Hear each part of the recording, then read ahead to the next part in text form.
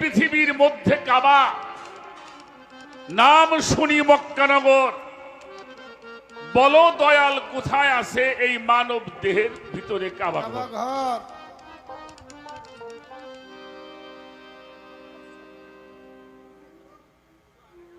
365 দিনে হজ করে ওই মক্কায়। কোন মাসের কত তারিখে হজ হয় মোর দেহ কাবায়? আচ্ছা আচ্ছা, পথ চিনি না জায়গার সাথে দেহ কাবায় হজ করিতে, চুম্বন দিব আসওয়াতে কোথায় পাবো সেই পাবো। স্মরণ দিব হতে জেদ্দা, কোন দিকে মক্কা কোন দিকে মদিনা, কোন দিকে হজ কবুল হয় কার সঙ্গে মিলাইছি না।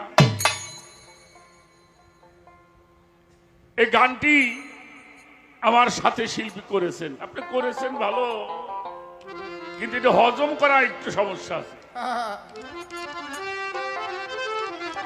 এটা হজম করা একটু সমস্যা, কারণ আপনি যদি আল্লাহর বাতুনি নিয়ামতের মধ্যে প্রবেশ না করেন তাহলে এ কথা আপনি হজম করতে পারবেন না।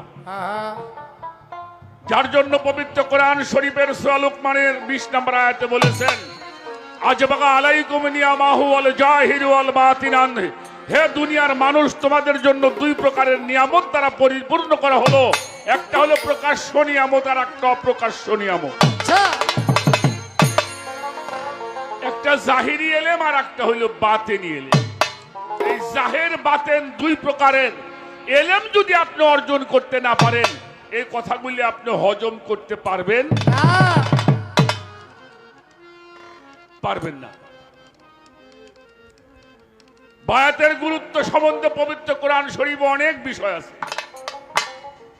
তার আগে একটা কথা বলি, মাদ্রাসায় যখন আমাদের ছেলেপেলেরা হাদিস পড়তে যায়, ৬৬টা হাদিস, তার প্রথমটা পড়ানো হয় মেশকাত শরীফ,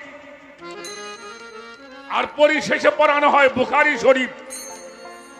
এই মেশকাত শরীফের জিল্লে সানির মধ্যে হযরত আব্দুল্লাহ ইবনে ওমর রাদিয়াল্লাহু আনহু হইতে একটি হাদিস বর্ণিত হয়েছে, ওমান মাতা আলা ইসাফি আনহি মাইতা ফি জাহিলিয়াত, কোন মানুষ যদি এই বায়াত ব্যতীত মারা যায় তার মরণটা হবে জাহিলিয়াতের মরণ।